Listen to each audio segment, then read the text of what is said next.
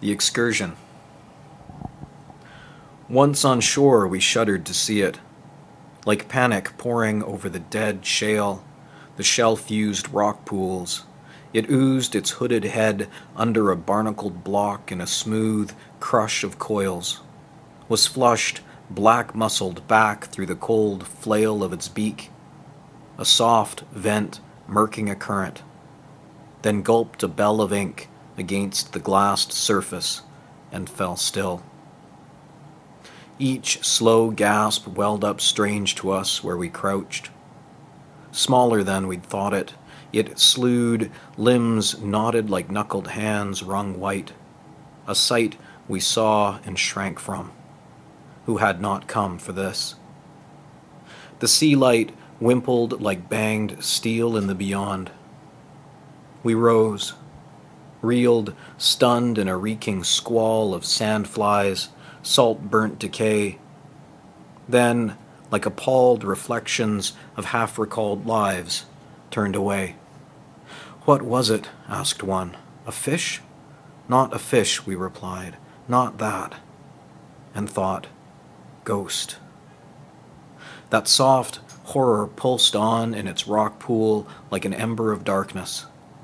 We left it there, and, slow, trudged down the rock ledge our low craft lifted in the shadow of, lifted and fell from. The light was failing. Our guide hunched astern, hooded, knuckling white oars. He lifted his face. It seemed we did not know this place, and if we woke, we would remember none of this. Odysseus and the Sirens. Here their fear churned him hard.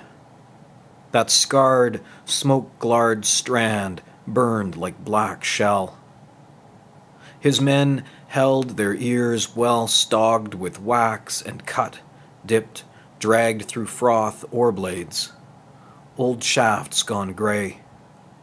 Their knuckled backs racked by hard rowing, as, lashed fast, flowing with rope and roping his muscles in knots of their own cording, he, Odysseus, hung, leaned low, gasping at that beam, bloodied ears shunted shut, when came the breached dream out of the sea. Scorched wharves, slit fish noon-spackled with heat. Now was this land that he knew. Now, surging on past, could he make out white hills, sun-hammered, walls hazed in the blur, and his eyes afire hawked fast, hunted her. Not this nothingness, this no-song of wind and hiss and spray, gulls and tall gusts shoaling over shore rocks. In that rain-flared chop, their oars, all surge and scup of salt-stripped cedar, stopped. He stared back in shock. A battered beach, kelp strangled, seethed with mysteries and wind-amped cries, damp with want. He shook then. He, ropes rent, shut his eyes. That land of stunned black sand was love, shore our horrors sing of. Danube Relic. As if its brown, charred tip once tapped hard this hauled stone cathedral's crypt, once wanted out. Seems a saint's relic scraped in soiled wrappers outweeps even guarded glass. See its slow, molten dreep dap low. So like wax creeping. Was a girl's once, and once curled tangles of lace from her living face, what's now all char and tallow grease, black drip and blur burned centuries past. Latched under glass, her shriveled finger, survived of fire, graces a gilt cord, hangs hacked, weathered, gray-tethered and tied like a twist of grass left to dry, papered like a wasp's nest, tarred nail tapered. It said, held hard, her finger feels it yet. Half hook and wire, all sawed off strange, the hand of a girl burns like fire. Auto de fe. Grace is like fire, says Augustine of Hippo, extending the metaphor. Burning a man must be done with skill if he is to last. Most die with merely their calves on fire. I remember a dark swale of grass, a girl lifting her shirt, folding back her cuffs to show her scars. Cigarette burns and small white lesions on her wrists.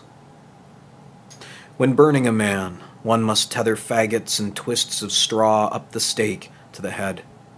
In this way, he will burn in stages and not be overwhelmed. She ran her fingers through her hair, and her hair in the dusk was singed by the fire of that setting sun. As a toddler, Augustine had played in the courtyard while his mother bathed, the bones glowing in her ankles.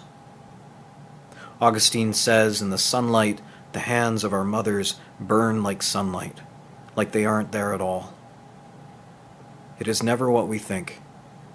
She rubbed her scars and said, "Fire eats and eats in order not to die." I said, "We are so alike, you and I."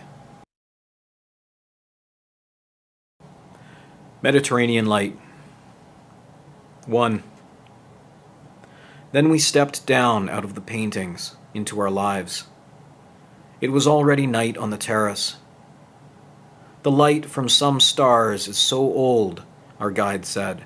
It set out before the human race had language. I was leaning over the stone balustrade and did not look up. In the paintings of Tintoretto, there is a light that shines down onto the folds of fabric, and a light that shines forth from it. That light, too, is much older than it appears. And somewhere it is still moving, you murmured. I was standing so close I could feel the heat coming off your skin. That was the heat of an afternoon sunlight, now past. Our guide looked at me and said, "If the perspective is not right, you must change where you are standing." I watched you reach down and adjust the soft ankle strap of your heel, and I could not think of where that elsewhere might be. 2. She stared at her feet, poured past him wearing her winter coat. He wanted to see her hips as she came at him, but couldn't.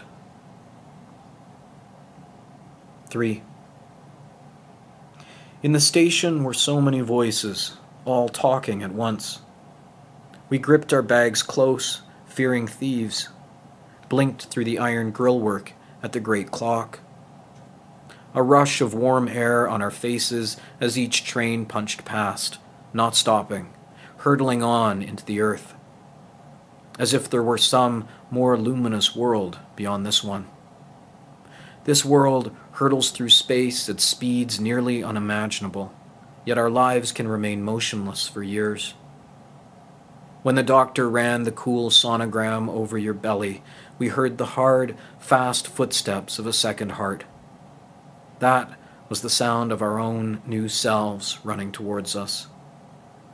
On the platform, a voice was shouting out destinations, but we could not see where, because of the crowd and because we were so much in it. 4. Her wrists, a scent of split cedar and rain. A wash of winter traffic in the drapes, shadows eating her face like emulsion. In the movies, it's more romantic to have glasses for reading than for driving, she said. Come into the light, he said. 5. Later, alone in southern Spain. Thick in the interval all day between your name and what I wanted to write. As the sun was going down, I stood from my desk and saw them. 3 swifts, the soft, oily knives of their wings slicing the sharp air between the fig trees and twists of cacti. This, their quick turnings urged, articulate in their uncluttered syntax of flight. The sun would be just rising in your life. In the gold light of evening the night before, you'd walked down by the lagoon and seen the soft, small, yellow goslings following their mothers through the weeds, as our daughter shifted. 5. Later, alone in southern Spain, thick in the interval all day between your name and what I wanted to write. As the sun was going down, I stood from my desk and saw them. 3 swifts, the soft, oily knives of their wings slicing the sharp air between the fig trees and twists of cacti. This, their quick turnings urged, articulate in their uncluttered syntax of flight. The sun would be just rising in your life. In the gold light of evening the night before, you'd walked down by the lagoon and seen the soft, small, yellow goslings following their mothers through the weeds, as our daughter shifted inside you. In the gold light of my own evening, I put a hand to your belly and felt her kick. 6. Stunned, at the known edge of his life at last, light took, flared in fired ochre jars of clay left cracked in the creaking orchards at Mohacar. Memory rakes its rocky earth, sets everything to echoing. In the leaves, the lit Spanish pears fill, like warm eyelids in the shade. Bull kelp. The weed is dark inside and wet-brained. All night drifts down cold waters, lolls like a child's skull in the swells, then washes up here. Unboned eel thing, stiff sea root, tough resined tentacle risen from what brackish dream. Drained to sand-pocked rubber, dried ochre, dried gray, its slack blades splay from a shriveled stalk like the bent stump of some blunt propeller, mangled in bladder rack and reeking. Embrangled, yes. Rucked, yes. Battered by that bright element we too wake to.